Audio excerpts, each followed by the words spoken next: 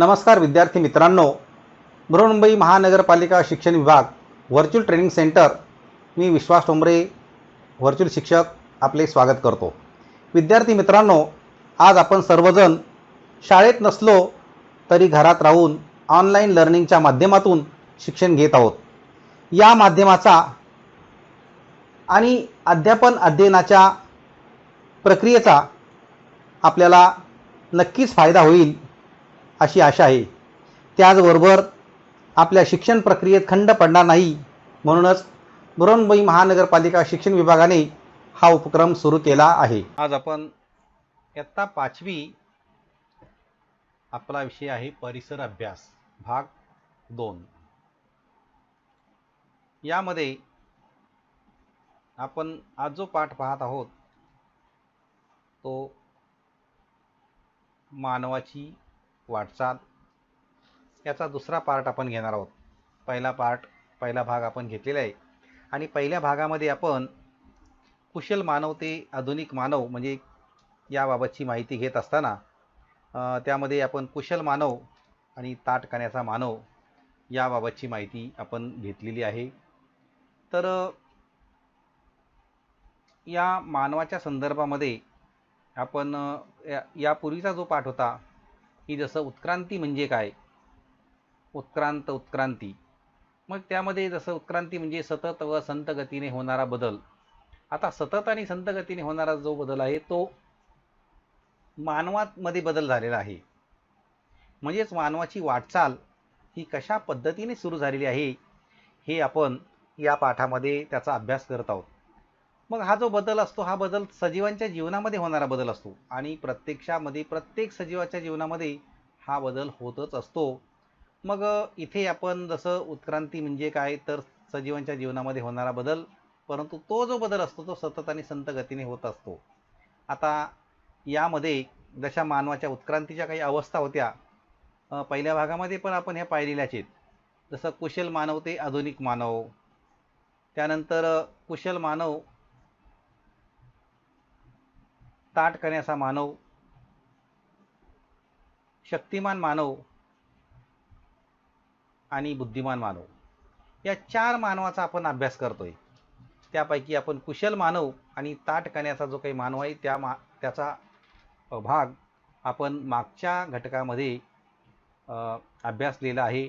आता आपल्याला शक्तिमान मानव आणि बुद्धिमान मानव याचा भाग बघायचा आहे। आता शक्तिमान मानव जर म्हटलं तर हा मानव कुशल मानव आणि ताठकाण्याच्या मानवापेक्षा वेगळा आहे। त्याचबरोबर हा शक्तिमान मानव म्हटलं तर उत्क्रांतीच्या विकासामधला हा पुढचा टप्पा आहे, कारण या शक्तिमान मानवाची जी काही शरीरयष्टी आहे ती एकदम धिप्पाड होती आणि त्याचे जे अवशेष आहेत हे अवशेष सर्वप्रथम जर्मनी या देशामध्ये मिळालेले आहेत, ते नीअँडरथल या ठिकाणी, आणि म्हणून त्या शक्तिमान मानवालाच नीअँडरथल मॅन असंही म्हटलं गेलेलं आहे। आता नीअँडरथल मॅन म्हणजे शक्तिमान मानव याचा जो मेंदू आहे हा ताठकाण्याच्या मानवापेक्षा अधिक विकसित झालेला आहे आणि असं ते आढळून आलेलं आहे। आता शक्तिमान मानवाचा जर आपण विचार करतोय तर हा शक्तिमान मानव कुठे राहत होता? शक्तिमान मानव गुहेमध्ये राहत होता। प्रामुख्याने तो त्या गुहांमध्ये वस्तीने राहत होता। त्या ठिकाणी वेगवेगळ्या प्रकारची तो हत्यारं तयार करायचा। आता ही हत्यारं कशापासून तयार करायचा? दगडगोटे यापासून तो हत्यारं तयार करत असायचा।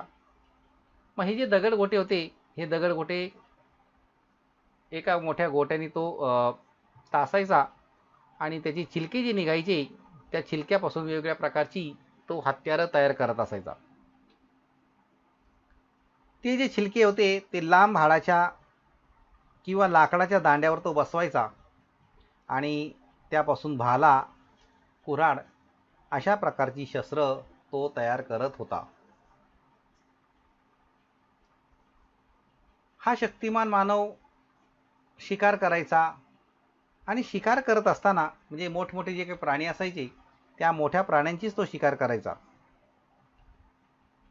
शिकार झाल्यानंतर त्या प्राण्याचं मांस तो अग्नीवर भाजून खात होता. ते त्याचं अन्न होतं. आणि त्या प्राण्याचं जे काही चामडं निघायचं त्याचे तो कपडे वापरत असायचा. म्हणजे एकंदरीत हा मानव त्याचं जे जीवन होतं ते प्राण्यावरच अवलंबून होतं. का त्याचं अन्न हे प्राण्याचं मांस होतं.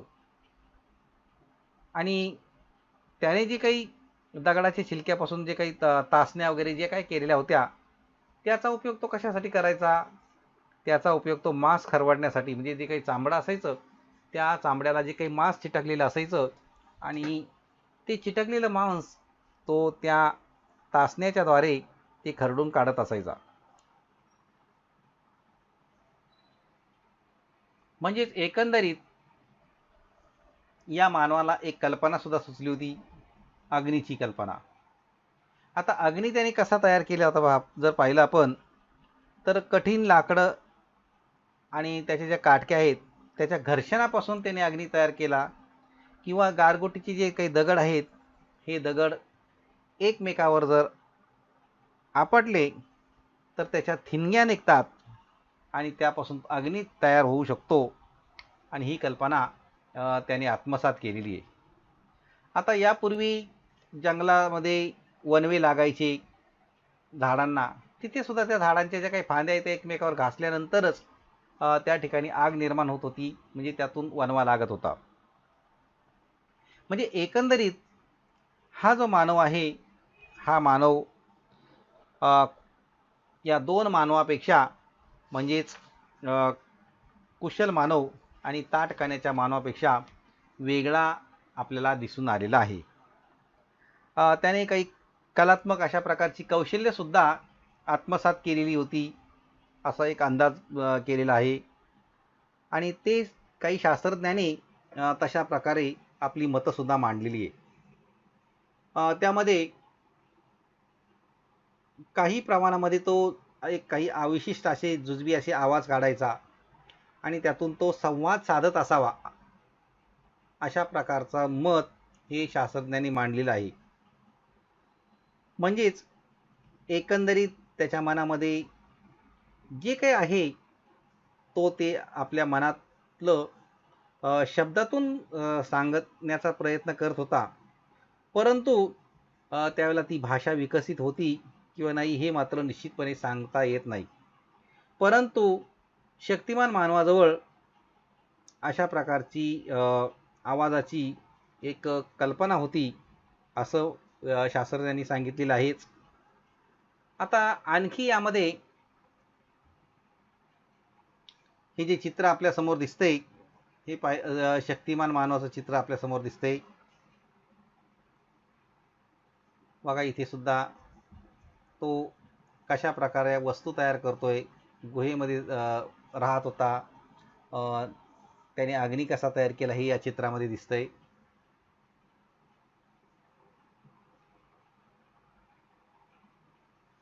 इथे दुसरं एक चित्र आहे.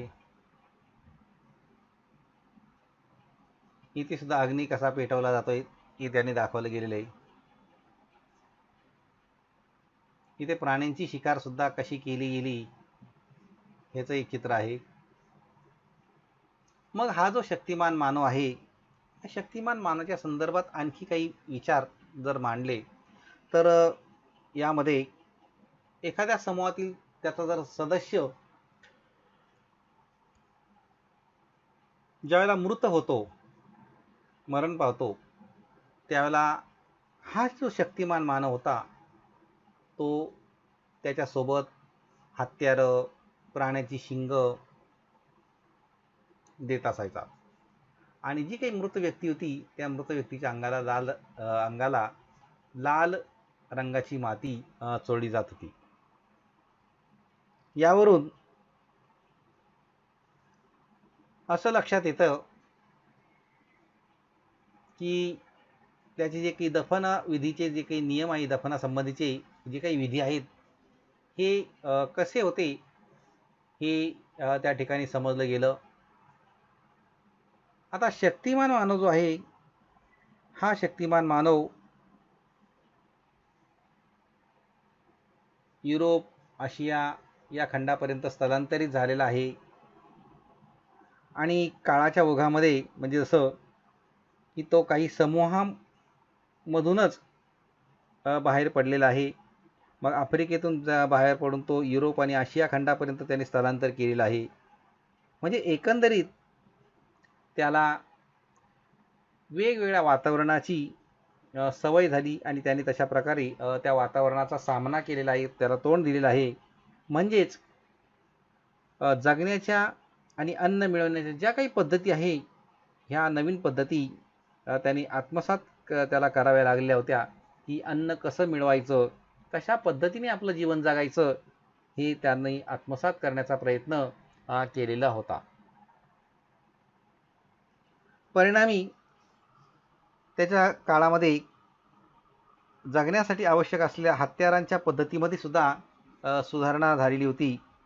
परंतु काय झालं, ती हत्यारं त्यासाठी हजारो वर्षाचा कालावधी त्यासाठी गेलेला आहे. म्हणजे हे सगळं, हा जो सगळा बदल आहे, ह्या बदलासाठी हजारो वर्षाचा कालावधी त्या ठिकाणी गेलेला आहे. आणि त्याचबरोबर हा जो शक्तिमान मानव आहे, हा शक्तिमान मानव अधिक प्रगत असणाऱ्या मानवास पुढे बुद्धिमान मानव नावाने ओळखलं गेलं. म्हणजे त्यामध्ये जसा जसा बदल होत गेला या मानवामध्ये, मग तो आपल्या बुद्धीच्या आधारे वेगवेगळ्या कल्पना तो करू लागला, वेगवेगळ्या प्रकारचं एक काम करू लागला आणि एकंदरीत पुढे हाच मानव बुद्धिमान मानव म्हणून ओळखला जाऊ लागला. तर अशा पद्धतीने शक्तिमान मानवातून जो काही बदल झाला, तो बदल या बुद्धिमान मानवापर्यंत येऊन पोचला. आणि त्यानंतर शक्तिमान मानव व बुद्धिमान मानव हे शेवटी पुढे युरोपमध्ये बरोबरीनेच राहू लागले. म्हणजे एकंदरीत या दोघांमधला जो काही फरक आहे, हा फरक आता वेगळ्या पद्धतीने इथे दाखवला गेलेला आहे.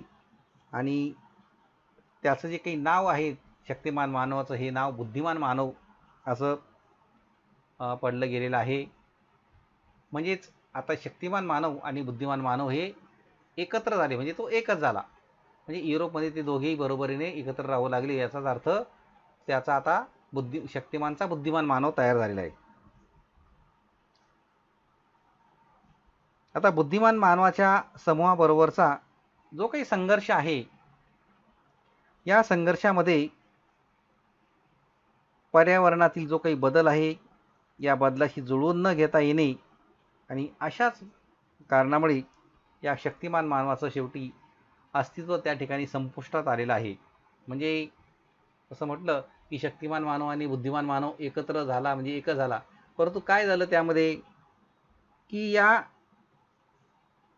बुद्धिमान मानवाच्या समूहाबरोबरचा जो काही संघर्ष आहे आणि पर्यावरणातील जो काही बदल आहे, त्या बदलाशी या शक्तिमान मानवाला जुळवून घेता आलं नाही. त्यामुळे परिणामी काय झालं, तर परिणामी त्या ठिकाणी तो शक्तिमान मानव नष्ट झाला असावा असं मानलं गेलेलं आहे. आणि त्यानंतर म्हणजे जवळजवळ सुमारे 30,000 वर्षापूर्वी हा शक्तिमान मानव इथे नष्ट झालेला आहे. म्हणजे अशा प्रकारचं जे कर्ब आहे, कर्ब 14 पद्धतीच्या आधारे हे सांगितलं गेलेलं आहे. म्हणजे बघा इथे कशी उत्क्रांती झालेली आहे. म्हणजे इथे कसा बदल झालेला आहे, शक्तिमान मानव ते पुढे बुद्धिमान मानव कशा पद्धतीने निर्माण झाला.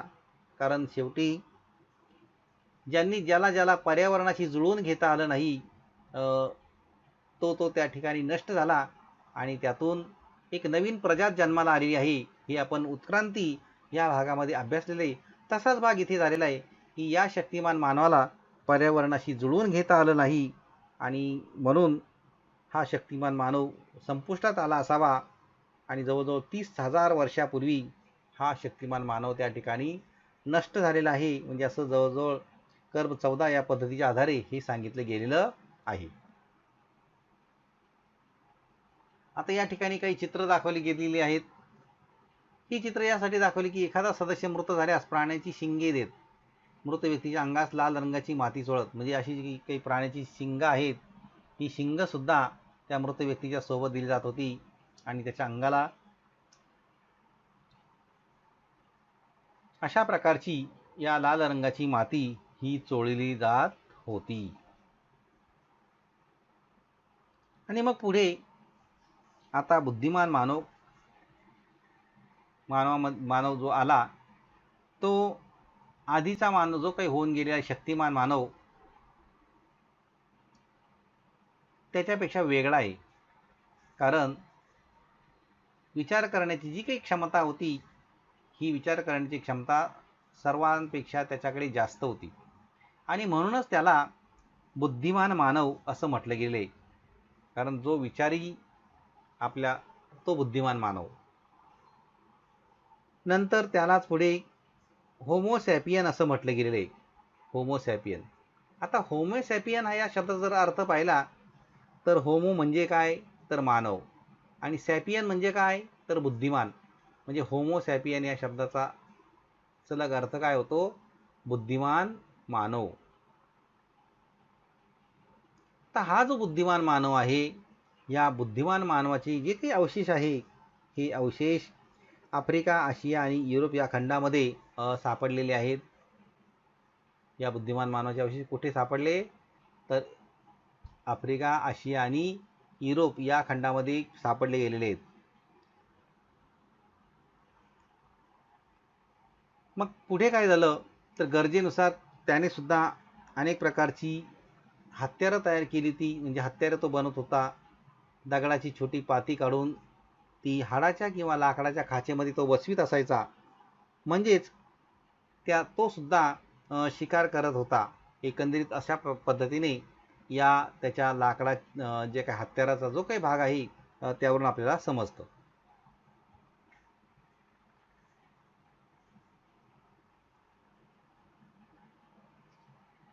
हा जो बुद्धिमान मानव आहे हा बुद्धिमान मानव म्हणजे उत्क्रांतीच्या प्रक्रियेमध्ये वेगळा मानला गेलेला आहे.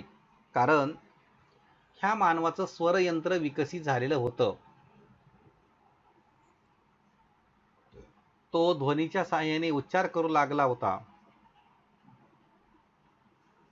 अनेक प्रकारचे उच्चार तो ध्वनीच्या साहाय्याने करत होता आणि त्यामुळे त्याच्यातला जो काही बदल आहे हा बदल बारकावे जर अभ्यासले त्याचे तर त्यावरून ते लक्षात आलेलं आहे. त्याच्या जबड्याची आणि तोंडाच्या आतील इतर स्नायू जे आहेत त्यांचा सुद्धा विकास झालेला आहे हे लक्षात आलेलं होतं आणि त्याला लवचिक जीभसुद्धा मिळालेली होती, लाभलेली होती. त्यामुळे काय तर त्यामुळे तो विविध प्रकारचे जे काही ध्वनी आहेत त्या विविध प्रकारच्या ध्वनींचा उच्चार करून आवाजाला हवे तसे वळण तो देऊ शकत होता. म्हणजेच तो बोलण्याचा जो काही प्रयत्न आहे त्या बोलण्याचा त्याने प्रयत्न केलेला आहे आणि आपल्या मनातल्या भावना त्याने बोलून दाखवण्याचा प्रयत्न त्या शब्दांमधून त्याने केलेले आहेत. त्याचबरोबर तो दृश्य वस्तूचं आकलन आणि मनातील भावना यांना कल्पनाशक्तीच्या आधारे शब्दरूप देऊ शकत होता. म्हणजे त्याच्या मनामध्ये असणाऱ्या भावना आणि त्याने केलेली कल्पना म्हणजे हे सगळं एकत्र जर केलं तर त्यातून त्याला एक वेगळ्या प्रकारचं शब्द त्याच्याकडे निर्माण होत होते आणि त्या शब्दांचा उच्चारसुद्धा तो करू शकत होता. म्हणजेच त्याच्या आधारेच विकसित भाषा पद्धती त्याजवळ काय विकसित भाषा पद्धती होती. म्हणजे त्याने भाषा पद्धतीचा विकास एकंदरीत झालेला होता त्याच्या असं लक्षात येते. परंतु हा भाषा पद्धतीचा विकास कशाच्या आधारे केला? कल्पनेच्या आधारे त्याने चित्र काढली होती, त्याने वस्तू तयार केल्या होत्या. हे सगळं त्याने केलं आणि त्यातूनच त्याच्या भाषा पद्धतीचा विकास झालेला आहे हे लक्षात येतं. त्याचबरोबर त्याला बुद्धिमान मानव म्हटलं गेलेलं आहे. मग बुद्धिमान मानव का म्हटलं गेलेलं आहे त्याला? तर त्याच्या भाषा पद्धतीचा विकास झाला होता. कल्पनेच्या आधारे त्याने चित्र काढू लागला होता आणि वस्तूसुद्धा तो तयार करू लागला होता आणि म्हणून त्याला बुद्धिमान मानव असं म्हटलं गेलेलं आहे. म्हणजे हा जो बुद्धिमान मानव आहे, हा बुद्धिमान मानव आता कुशल मानव, ताठकाण्याचा मानव आणि शक्तिमान मानव या सर्वांपेक्षा तो अगदी वेगळा होता. कारण त्याच्याकडे विचार करण्याची क्षमता ही या बुद्धिमान मानवाला प्राप्त झालेली होती आणि तो आपलं मत, आपलं जे काही आहे मनामधलं, ते बुद्धीच्या आधारे हे तो सगळं ते करू शकत होता आणि म्हणून त्याला बुद्धिमान मानव असं म्हटलं गेलेलं आहे.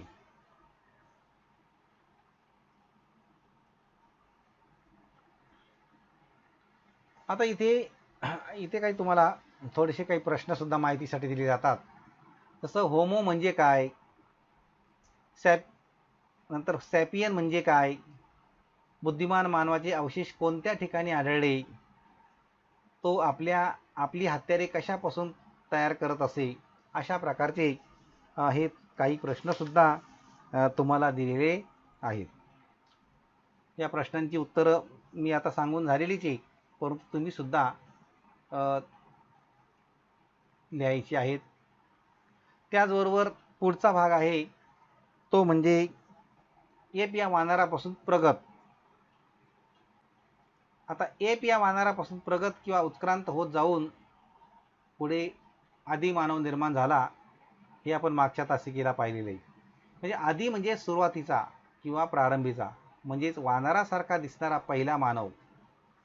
आता बघा, मानव उत्क्रांत झाला म्हणजे त्या एप वानरामध्ये हळूहळू काय झाले, बदल होत गेलेले आहेत आणि तो माणसासारखा बनलेला आहे. आणि त्याच मानवाचा पुढचा टप्पा म्हणजे त्यांनी आपल्या हातांचा वापर करून छोटी छोटी हत्यारं तयार केली, म्हणून त्याला कुशल मानव म्हणतात. त्यातही पुढे अनेक बदल झाले, या बदलाची माहिती आपण घेत आहोतच.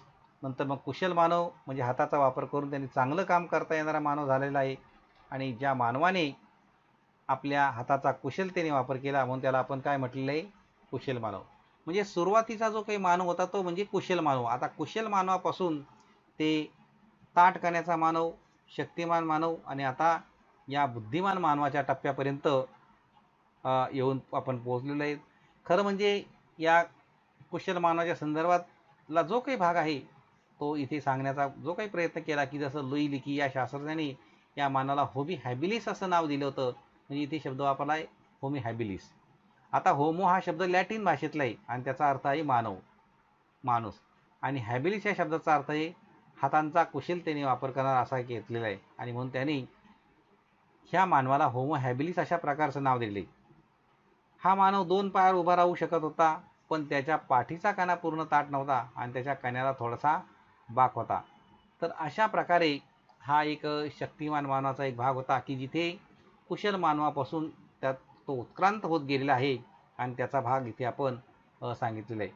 जसं मानवाची उत्पत्ती आणि उत्क्रांतीमध्ये सुद्धा इथे हे चित्र दाखवलं गेलेलंच होतं, की कुशल मानव, ताठकण्याचा मानव, शक्तिमान मानव आणि बुद्धिमान मानव अशी ही एक साखळी या मानवाची उत्क्रांतीची साखळी आहे. त्याचबरोबर हा जो प्रगत बुद्धीचा मानव आहे, आता प्रगत बुद्धीचा मानव आणि संस्कृती याचा जर आपण या ठिकाणी विचार केला तर मानवाची वैचारिक क्षमता, बुद्धिमान मानव जो आहे त्या बुद्धिमान मानवाची वैचारिक क्षमता अधिक प्रगत झालेली होती आणि तेव्हा त्याला प्रगत बुद्धीचा मानव असं म्हटलं गेले.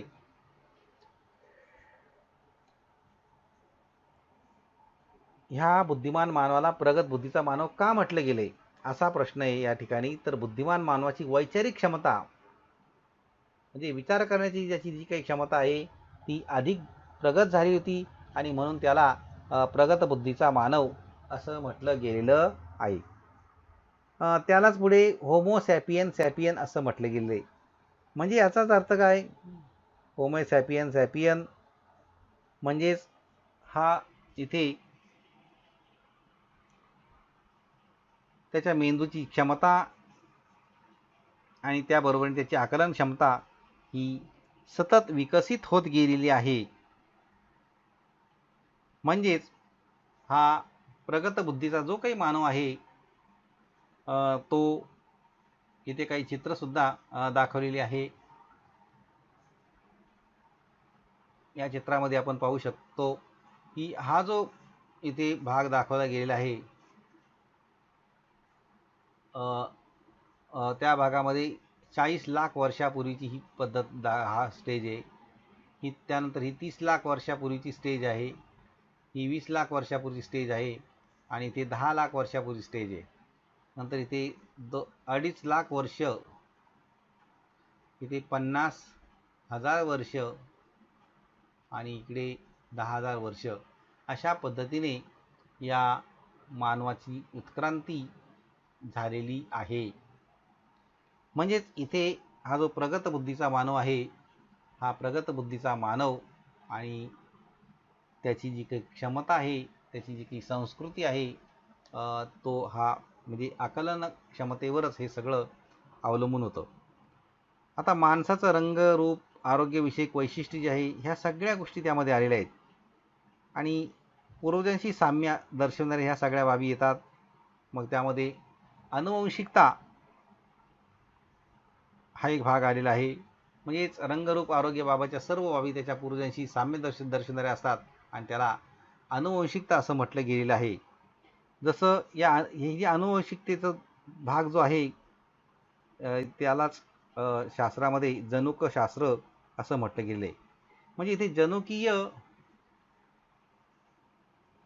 जनुकशास्त्रीय संशोधनाच्या आधारे आधुनिक मानवामध्येच शक्तिमान मानवाचा काही अंश असल्याचं हे त्या ठिकाणी आढळून आलेलं आहे आणि त्याच्या आधारे नंतर मग शक्तिमान मानव आणि बुद्धिमान मानव अशा प्रकारे हे आधुनिक युगातले मानवाचे पूर्वजच होऊन गेलेले आहेत असं म्हटलं गेलेलं आहे.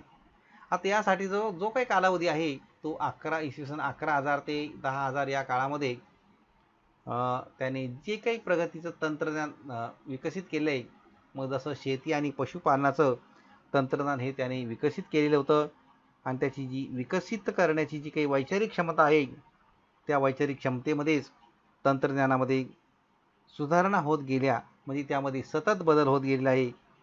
तर इथे तो अधिक स्थिर जे काही आपलं जीवन आहे ते अधिक स्थिर जीवन तो जगू लागला होता. त्याने आणखी शेतीमधील अन्नधान्याचे उत्पादन सुद्धा त्याने वाढवलेलं होतं आणि त्याच्या अन्नामध्ये पिष्टमय पदार्थाचा समावेश झालेला होता आणि त्यामुळे त्याच्या आहारामधील कर्बोदकांचं जे काही प्रमाण आहे, हे कर्बोदकांचं प्रमाणसुद्धा वाढलेलं होतं. म्हणजे अशा प्रकारे हा बुद्धिमान मानव, प्रगत बुद्धिमान मानव आपल्याला सांगता येईल. त्याचबरोबर त्याची जीवनपद्धती जर आपण पाहिली तर त्या जीवनपद्धतीमध्ये आणि आहार पद्धतीमध्ये जो काही बदल झालेला आहे, हा बदल हळूहळू झालेला आहे, परंतु तो कसा झालेला आहे, त्याची शरीराची रचना बदलली आहे, म्हणजे त्याची शरीर यष्टी बदलली आहे, त्याच्या चेहऱ्यापट्टीमध्ये सुद्धा बदल झालेला आहे. म्हणजे एकंदरीत तो आधुनिक युगातील प्रगत बुद्धीचा मानव बनलेला आहे आणि म्हणून त्याला प्रगत बुद्धीचा मानव म्हटलं गेलेलं आहे. त्याच्या शारीरिक क्षमतेपेक्षा बौद्धिक आणि सांस्कृतिक क्षमतेचं या ठिकाणी निर्देशक म्हटलं गेलेलं आहे. त्याने अन्न मिळवण्याची जी काही पद्धत आहे, त्या अन्न मिळवण्याच्या पद्धतीमध्ये त्याने तो अग्रेसर झालेला आहे. मूलभूत गरजा ह्या त्याने जाणल्या आहेत. त्याचबरोबर सर्वच प्राणी पूर्ण करतात या मूलभूत गरजा, परंतु आधुनिक मानव हा तेवढ्यावरच आपलं समाधान मानत नाही, तर कल्पकता, बुद्धिकौशल्य आणि हस्तकौशल्य याच्या आधारेच स्वतःचं जीवन समृद्ध करण्यासाठी त्याने सतत प्रयत्न केलेला आहे आणि त्यातूनच या मानवी संस्कृतीचा उगम झालेला आहे. तर अशाच पद्धतीने पुढे त्याने पशुपालनाला आणि शेतीला सुरुवात केलेली आहे आणि शेती सुरुवात झाल्यापासून त्यांनी तांत्रिक आणि सांस्कृतिक जी काही त्याची वाटचाल आहे ही सुद्धा वेगाने केलेली आहे, हे आपल्या लक्षात येतं. म्हणजे एकंदरीत या ठिकाणी मानव सदृश्य वानरापासून सुरू झालेल्या मानवाची जी काही वाटचाल आहे, या वाटचालीमध्ये इतिहासाच्या वेगवेगळ्या टप्प्यामध्ये हा सगळा बदल विभागला गेला आहे आणि या टप्प्याच्या आधारेच या मानवी संस्कृतीचा उगमसुद्धा झालेला आहे. आता इथे मानव म्हणजे मनुष्य हा 2 पायावर चालणारा सस्तन प्राणी आहे. मानवाचा मेंदू हा प्रगत असल्यामुळे तो पृथ्वीवरील सर्वात बुद्धिमान प्राणी ठरलेला आहे आणि मानव जातीत त्याचे स्त्री व पुरुष असे वर्गीकरण केले गेले. मानव जातीचा उगम 2 लाख वर्षापूर्वी आफ्रिका खंडात झालेला आहे, पण आज मानव अंटार्क्टिका व्यतिरिक्त सर्वच खंडामध्ये आढळतो. आता पृथ्वीवरील मानवाची एकूण लोकसंख्या 7.2 अब्ज आहे. मानव हा सर्वात बुद्धिमान प्राणी आहे. मानव स्त्री पुरुष अवयवांच्या नावासहित आहेत. मानव हा एक बुद्धिमान प्राणी आहे आणि मानवाने आपल्या बुद्धी कौशल्यानेच पृथ्वीवर स्वर्ग निर्माण केलेला आहे असंही आपल्याला सांगता येईल. मग आता इथे तुम्हाला काही प्रश्नसुद्धा दिले गेलेले आहेत. जसं आदी मानवाने हत्यारे कशापासून तयार केली आहेत. आदी मानवाने हत्यारे कशापासून तयार केली होती. दुसरा प्रश्न आहे, शक्तिमान मानव मृत व्यक्तीच्या सोबत काय देत असे. शक्तिमान मानव मृत व्यक्तीच्या सोबत काय देत असे. तिसरा प्रश्न आहे, शक्तिमान मानवापेक्षा प्रगत असणाऱ्या मानवास काय म्हणून ओळखत. शक्तिमान मानवापेक्षा प्रगत असणाऱ्या मानवास काय म्हणून ओळखले जात. पुढचा प्रश्न आहे,